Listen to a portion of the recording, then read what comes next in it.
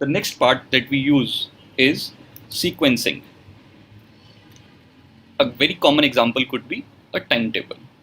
You need to sequence your daily activities, or whatever be your daily activities, whatever be your scheduler.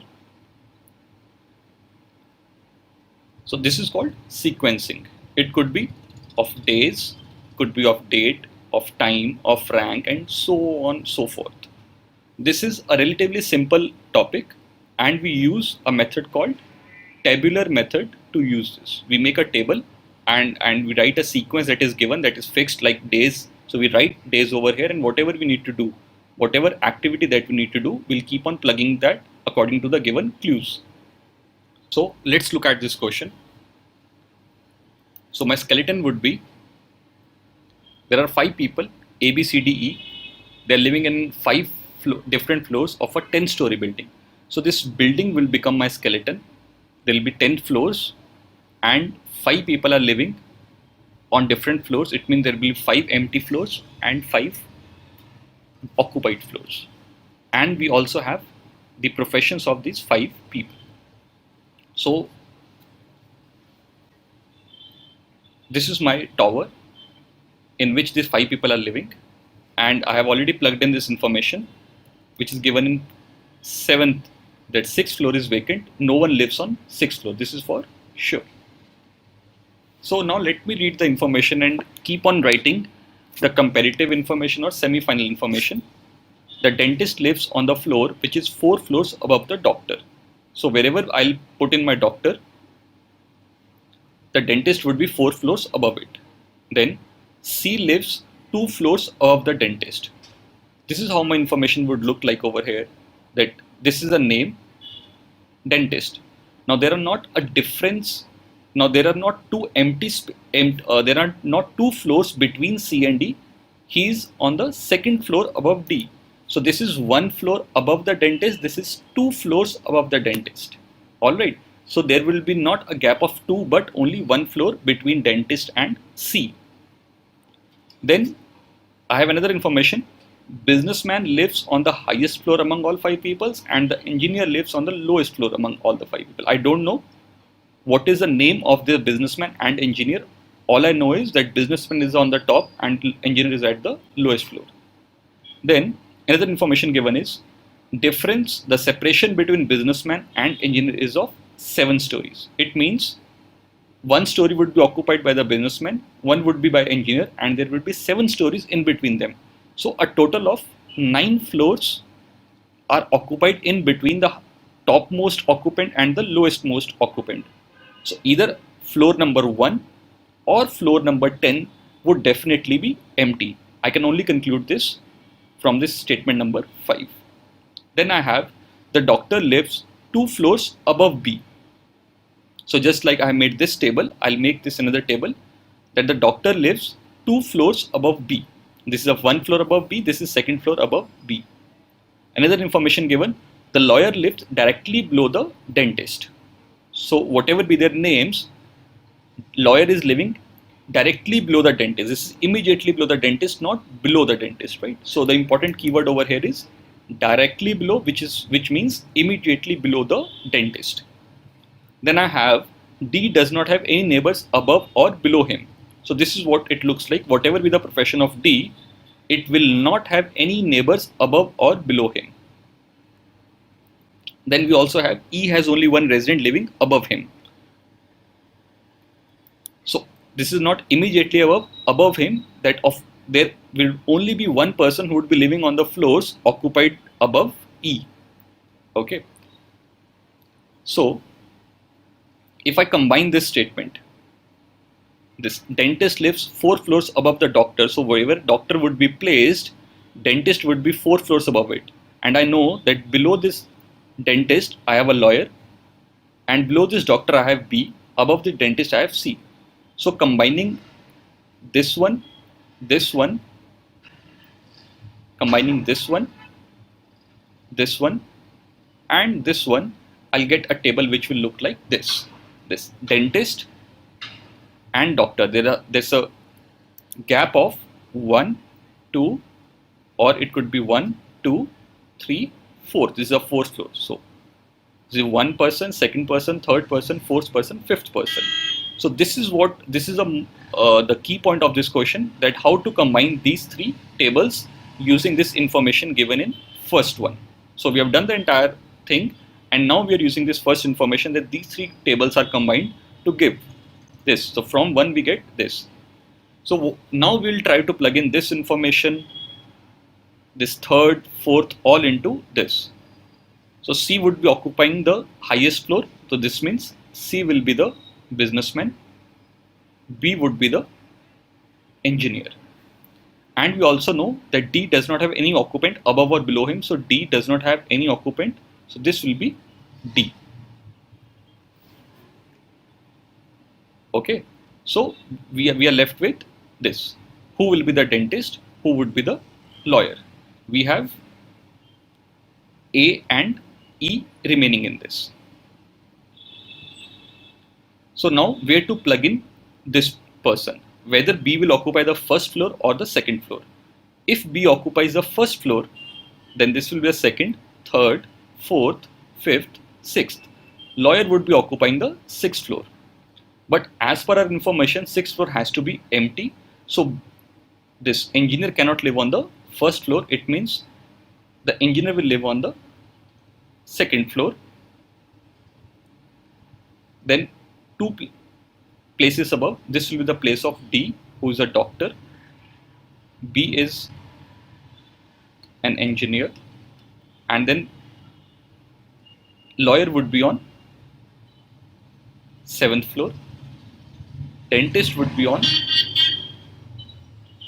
8th floor, and businessman would be on 7th floor or 10th floor. This will be C. Now you are left with A or E. So that thing is not determined by this question, that among all these things, the thing that we cannot determine what is A and E. But we have not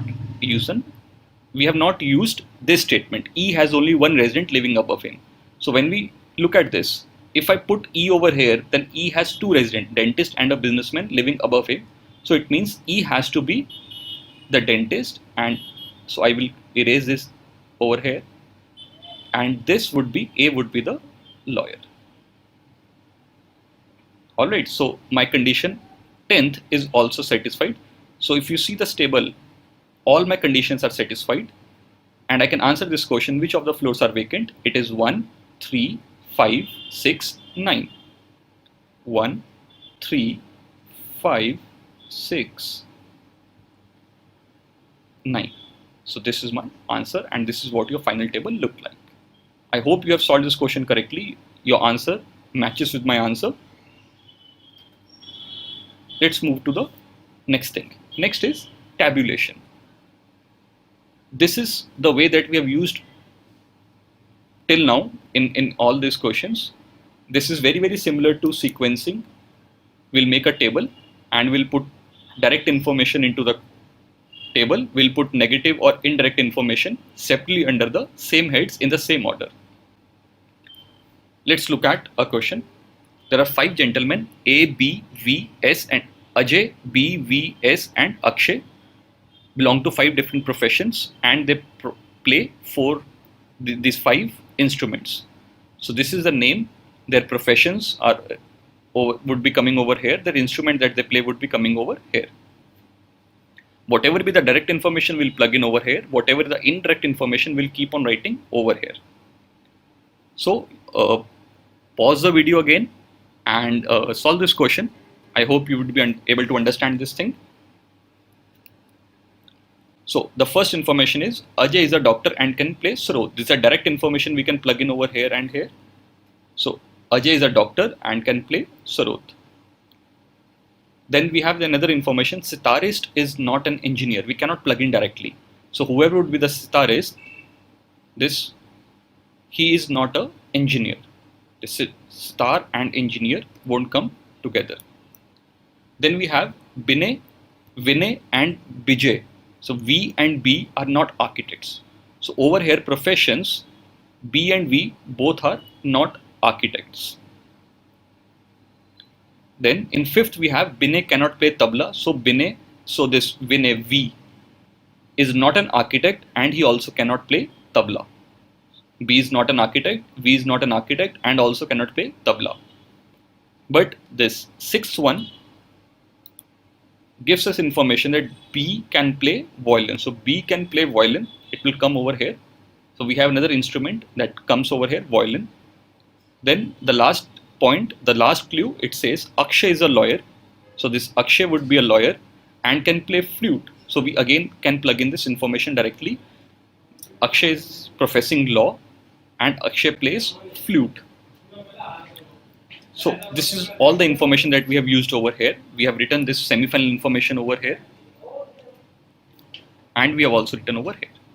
So what all we can do over here? So mind you, he is not playing tabla. So there are 5 instruments, 3 have been written against 3 names, 2 instruments, tabla and sitar are remaining. But as Vinay cannot play tabla, so he will be playing sitar and correspondingly Sanjay will be playing tabla. So we are able to mention all the instruments. Now, what other thing is mentioned to you? That sitar is not played by the engineer. So Vinay cannot be an engineer and he's also not an architect. So among the 3 places, the only thing that was left was CA. So Vinay will be a CA. And 2 places left, one would be for architect, one would be for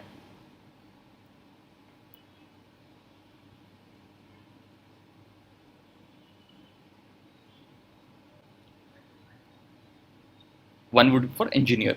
So as B could not be an architect, he will be an engineer and the remaining would be architect. So this is how you will put in all the information. It's very simple. These tables, to make these tables are very simple. Just keep on plugging the direct information, writing the indirect information over here or here, wherever you find space in your paper, and your answers will be coming automatically. Wherever you are stuck, do try to make cases. This was an easy question. There was no requirement to make any cases, but in case it's required, do make the cases as we were doing in circular or square arrangements, seating arrangements. So we will do another question of the tabulation method. Here it's about there are 6 people who are flying from Mumbai to Delhi and they are attending a teachers convention. So all these 6 people are teachers. So their subjects are also given to you, that there are 2 bio teachers, 2 history teachers, a maths teacher and an accounting teacher. It's also given to you A, B, C, F are 2 married couples. So in between them, in any particular order, these 4 people are married couples and the teachers comprising one of these couples teach the same subject. So one of these couples, whether it's AB or AC or AF or any of these possible combinations, they are teaching the same subject. So either they would be bio or history. And it's also given the accounts teacher is married to maths teacher. So the other couple would be accounts and maths.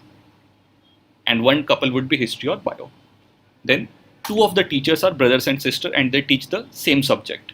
So whoever are the remaining ones, that are D and E, they are the brothers and sister and they are again teaching the same subject. Could be in history or bio. C teaches bio. If C teaches bio and C is one of the couples, so it means what this brother and sister would be teaching, that would be history. We reject this bio. So if you see, without making any table, we are able to solve this question. Now, B does not teach bio. So it means B is again has to be one of the couple, but B is not teaching bio. So B is not married with C for sure. And B is also not married to A.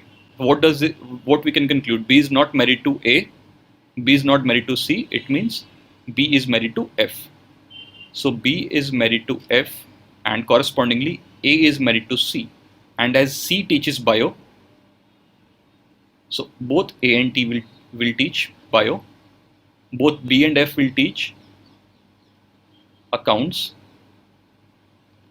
or maths, and the brother and sister team will teach history. So this is what you will get from these statements.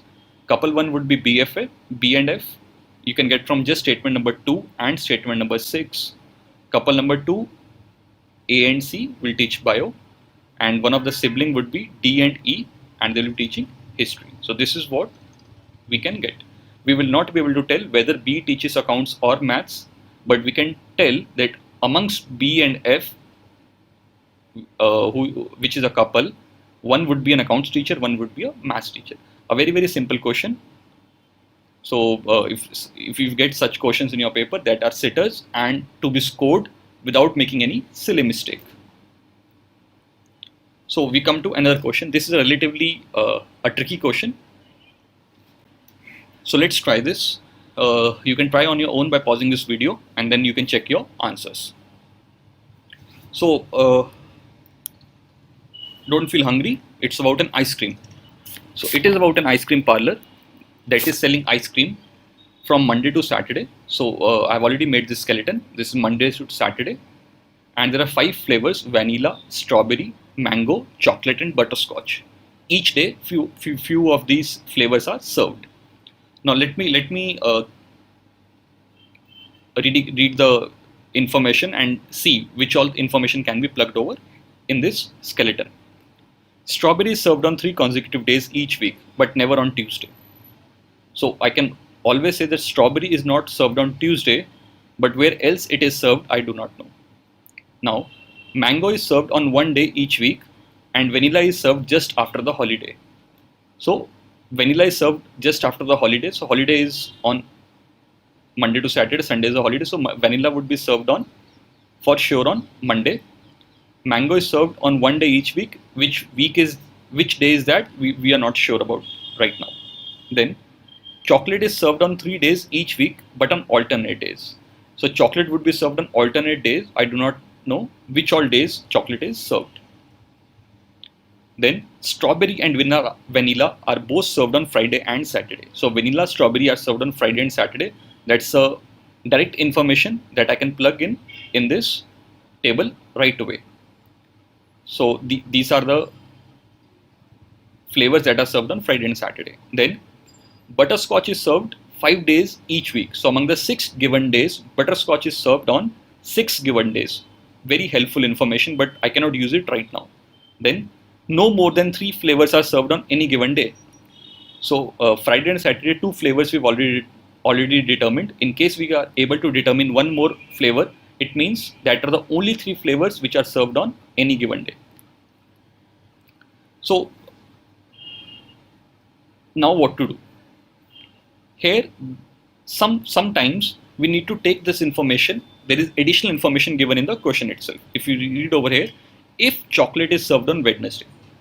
So if there are multiple questions on this information, you have multiple questions. So each question will have you some other information, and you need to make this skeleton with this information each and every time, again and again. So with regard to this particular question, chocolate is served on Wednesday. So chocolate would be served on Wednesday. And I also know that chocolate is served 3 days each week on alternative days. So chocolate would be served on these 3 days. And also, I know that strawberry is served on 3 consecutive days each week, and because it's already been served on 2 days, this will be my 3rd day. So these two informations will help me to further solve this question. So this is something that is already given over here, and this is something that I'm now plugging in the information. So now if I check that 2 flavors are served on Monday, have already been served, so I need to check the 3rd one, and 3 flavors are served on Friday. It means for sure that mango and butterscotch are not served on Friday. Alright, so this is how. Not a lot of information was given in this hint, but the question contains some information which is helping me to crack this question. So for Friday, I can uniquely determine that vanilla, strawberry, and chocolates are served. Now, I have a cross in butterscotch. So I can use this information that butterscotch is served 5 days each week, and because I know a day where it is not served, I can determine that on all the other days butterscotch would be served. As soon as I do this, I have my three unique flavors on Monday also, which is vanilla, chocolate, butterscotch, through which I can conclude that strawberry is not served on Monday and strawberry is not served on Wednesday because it is only served on 3 consecutive days. So I can determine which all days strawberry is served, what are the flavors served on Monday, and I can also say mango is not served on this day. So I can determine that what all flavors are served on Saturday because I am able to determine 3 flavors. What else flavors are served on Friday, Saturday, and Monday. I am able to determine 3 flavors. What is left is Tuesday, Wednesday, Thursday. I know of 2 flavors which are served on Thursday. I know of 2 flavors which are served on Wednesday, and I know a flavor which is served on Tuesday. And mango can be served. This is important word. Can be served and not will be served. It's not written will be served. It's written can be. So you have 3 possible places. You can serve it on Tuesday. I can serve mango over here. I can serve mango over here. I can serve mango over here. Right. So your correct answer would be Tuesday. I can serve mango on Tuesday or Wednesday or Thursday. I'm not able to determine what all these columns would be, but that is not the question.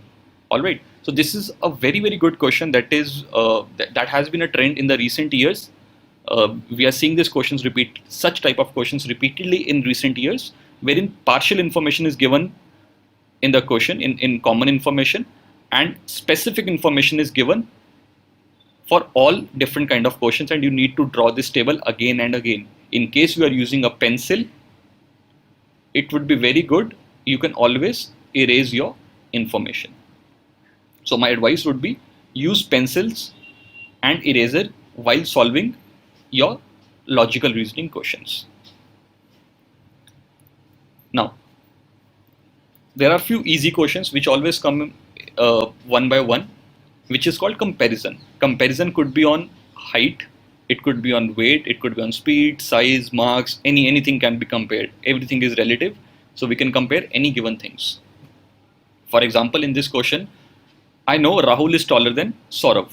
So I can write over here, Rahul is taller than Saurav. Sachin is taller than Rahul. So I know Sachin is taller than Rahul. This was a common information. This one statement too. Dhoni is taller than Kaf but shorter than Saurav. So if I write over here, Dhoni is taller than Kaf but shorter than Saurav. So because Saurav is a common link, I'll have this information: Sachin, Rahul, Saurav, Dhoni, and Kaf. So to answer this question, who is the tallest? My answer would be Sachin. Sachin is the tallest and Kaf is the shortest. So these are relatively simple examples that come in comparison. Similar could be B is heavier than D. Who is heavier than A? So do remember our grammar we discussed in the last lecture that because this comma is here, comma is there, so this who will determine will point towards this nearer noun. So D is heavier than A. Then E is heavier than C but lighter than D. So who is the lightest? So I can write B, D. Now do not know between A, E, C. 3 possible cases are there. It could be A, E, C, A, C, E, E. Sorry, there would be 6 possible cases. E, C, A, C, A, E, C, E, So these are the possible cases that can come in over here. So who is the lightest? I do not know. I know for sure that B is the heaviest. But I do not know who is, it could be either C or A or E. So C, E, A, any one of these three could be the lightest. So answer would be either data inadequate or cannot be determined. Alright. So we do this question of comparison, which is a little lengthy and a long question. So in this question, you are given 6 players, P, Q, R, S, T, U. They play 6 different sports: basketball, cricket, football, hockey, wrestling, and tennis. What is more important to note is not necessarily in this order. Do see whether it's respectively or no order. Both are important to solve this question. So you are given U, who is heavier than Q and is lighter than T, plays tennis. So U is heavier than Q and U is lighter than T and U plays tennis. So this is my skeleton, my name of 6 people and their respective sport, and this is what I can denote from this. U is heavier than Q, so U is heavier than Q and U is lighter than T, plays tennis. The heaviest among them wrestles. I cannot plug in anywhere, so I'll leave it for now. Now, third one, P, who is lighter than Q but heavier than R. So P is lighter than Q. Q is given. So P is lighter than Q but heavier than R. Plays cricket. So another table will look like this. P plays cricket, is lighter than Q but heavier than R. Then Q and R are neither into wrestling nor hockey. So Q does not play hockey or wrestling. R does not play hockey or wrestling. It means Q and R both are neither heaviest nor lightest, because the lightest play hockey and heaviest wrestles. So what is left is U. So I for sure know that U would be the lightest and would be playing hockey. So let me plug in the information over here. So it will be U and hockey. So this is how TUQPRU. So this is a name, TUQPRU,